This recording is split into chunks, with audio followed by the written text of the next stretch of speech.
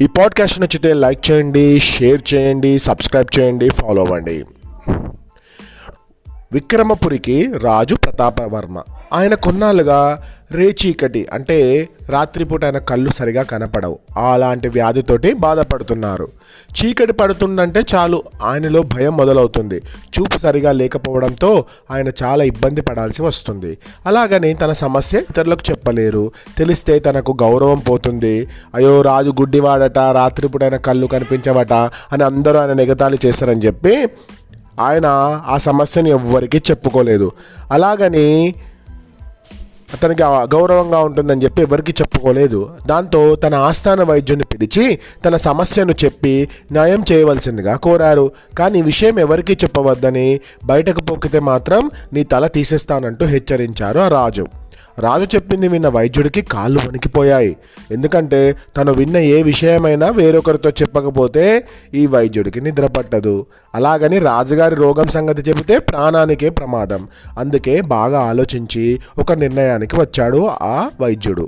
మిఠాయి దుకాణానికి వెళ్ళి ఒక్క మాట కూడా మాట్లాడకుండా సైగల ద్వారానే కిలో మిఠాయిలు కొనుక్కొని నేరుగా ఇంటికి వెళ్ళాడు.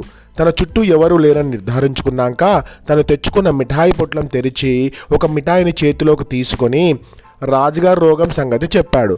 అమ్మయ్య, ఇంకా విషయం చెప్పేశాను, ప్రశాంతంగా ఉంది అని మనసులో అనుకొని ఆ మిఠాయిని నోట్లో వేసుకున్నాడు. పళ్ళెంలో మిగిలిన మిఠాయిలు రాజుగారికి రేచీకటి వచ్చిందన్నమాట అని అరవడం మొదలుపెట్టాయి. అమ్మో, ఈ మిఠాయిలు నా ప్రాణం తీసేలా ఉన్నాయి అనుకొని ఒక్కొక్కటి తీసుకొని తినడం మొదలుపెట్టాడు. అలా కిలో మిఠాయిలు కష్టపడి తినేశాడు. అన్ని తిన్నాక కడుపు నిండిపోవడంతో కాసేపు అటు ఇటు నడుద్దామని పెరట్లోకి వెళ్ళాడు. అక్కడ ఉన్న గుమ్మడికాయ వైద్యుడిని చూసి రాజుగారికి రేచీకటి వచ్చిందా అని అడిగింది. వైద్యుడికి తల పట్టుకుని అయ్యో నీకెలా తెలుసు అని అడిగాడు. ఇందాక నువ్వు తిన్న మిఠాయిలు అరుస్తుంటే విన్నానులే అంది గుమ్మడికాయ. మేం కూడా విన్నాం అన్నాయి పెరట్లోని మొక్కలు అన్నీ. వైద్యుడు మతిపోయింది. ఈ లెక్కన ఇంకెంతమందికి తెలిసిపోయిందోనని భయపడిపోయాడు. గబా గబా పెరటిలోని కూరగాయలన్నీ కోసి ఇంట్లోకి తీసుకెళ్ళి అన్నిటినీ వండేశాడు. అంతా కలిపి పెద్ద గిన్నెడు వంటకం తయారైంది. ఏది ఏమైనా అది మొత్తం తినేయాలని నిర్ణయించుకున్నాడు. కానీ అంత తిండి తింటే అనారోగ్యంతో పాటు ప్రాణం కూడా పోతుందని భయపడ్డాడు. అయినా సరే నెమ్మదిగా తినడం మొదలుపెట్టాడు. వైద్యుడి అవస్థ చూసి వంట పాత్రలు నవ్వుకుంటున్నాయి. బియ్యం బస్తా వెనుక దాగున్న ఎలుకలకి వైద్యుడి తిప్పలు భలే తమాషాగా అనిపించాయి. అంత కష్టపడి తినలేక తినడం ఎందుకు అని గుసగుసగా అందులో చిట్టెలుక. మిగిలిన ఎలుకలన్నీ అరవకు, వైద్యుడు విన్నాడంటే మనల్ని కూడా తినేస్తాడు అని కోప్పడ్డాయి. అంత తిండి తినేసరికి వైద్యుడి పొట్ట బాణలాగా తయారైంది. కాసేపటికి కడుపు నొప్పితో డోర్లడం మొదలుపెట్టాడు. అది చూసి చిట్టెలుక పగలబడి నవ్వింది. ఎదుటి వాళ్ళు బాధలో ఉంటే నవ్వడం తప్పు అని మిగతా ఎలుకలు దాన్ని మందలించాయి. ఏ విషయాన్ని దాచుకోలేని అతని అలవాటు వల్లనే అతనికి ఈ స్థితి వచ్చింది, దానికి మనమేం చేస్తాం అంది ఓ గడసరి ఎలుక. వైద్యుడి మాట దాచుకోలేడు కానీ మంచివాడే. ఇన్నాళ్ళుగా మన కుటుంబం అంతా అతనింట్లోనే బియ్యం కూరగాయలు తిని జీవిస్తోంది. అతని రుణం తీర్చుకునే సమయం వచ్చింది. నాకు తెలిసిన ఒక వైద్యుడు ఉన్నాడు, అతని దగ్గరకు పోయి సహాయం అడుగుతా అంటూ బయలుదేరింది ఒక ఎలుక. రాజుగారు వైద్యుడు రాక కోసం ఎదురు చూస్తున్నారు.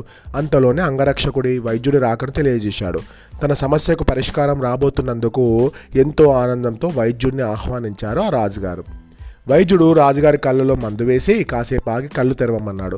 రాత్రి వేళ కూడా రాజుగారికి స్పష్టంగా కనబడింది. కానీ వైద్యుడిని చూసి రాజుగారికి చాలా కోపం వచ్చింది. నువ్వు మా ఆస్థాన వైద్యుడివి కాదు, నీకెలా తెలిసింది నా సమస్య గురించి అని భటుల్ని పిలిచి వైద్యులిద్దరిని తలల్ని తీసేయమని చెప్పాడా రాజు. వైద్యుడిని భటులు తీసుకెళ్లబోతుండగా ఎలుక రాజుగారి ఎదుటకు వచ్చి, రాజా, మీరు మీ సమస్య మీ ఆస్థాన వైద్యుడికి చెబుతుండగా నేను విన్నాను. తర్వాత మీ వైద్యుడికి అనారోగ్యం చేసింది. మీ సమస్యకు త్వరగా పరిష్కారం చూపించాలన్న ఉద్దేశంతో నేనే నాకు తెలిసిన కొత్త వైద్యుడిని తీసుకువచ్చాను అని చెప్పింది. రాజుగారు తన తొందరపాటుకు సిగ్గుపడి ఎలుక చేసిన మేలుకు ప్రశంసించారు.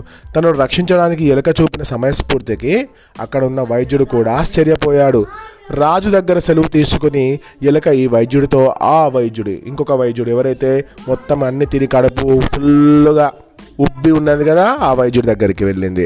అప్పటికే కొత్త వైద్యుడు ఇచ్చిన మందుల వల్ల ఆస్థాన వైద్యుడు కూడా కోలుకుంటున్నాడు. రాజుగారి వద్ద జరిగిందంతా తెలుసుకున్న వైద్యుడు తనకు మేలు చేసిన ఎలుకలకు కృతజ్ఞతలు తెలుపుకున్నాడు. సమయానికి వైద్యం అందించి తనను రక్షించిన వైద్యుడికి నమస్కరించాడు. రాజుగారి రోగం వల్ల అందరికీ అనవసర విషయాలను చెప్పే తన జబ్బు నయమైందనుకున్నాడు ఆ ఆస్థాన వైద్యుడు. ఏదైనా ఎవరైనా ఒక విషయం చెప్తే దాని సీక్రెట్ని దాచుకోవాలి, కానీ అందరికీ చెప్పడం వల్ల ఏం జరుగుతుంది అనర్థం అనేటువంటిది ఈ కథ ద్వారా తెలిసేటువంటి నీతి. అంటే ఇందులో ఎలుకలు వినడము లేకుంటే మొక్కలు వినడం అనేటువంటిది కాన్సెప్ట్ కాదు. ఇక్కడ మనకు ఎవరైనా ఒక సీక్రెట్ మనం నమ్మి చెప్పినప్పుడు ఆ సీక్రెట్ని మనం ఎవరికి చెప్పకూడదు.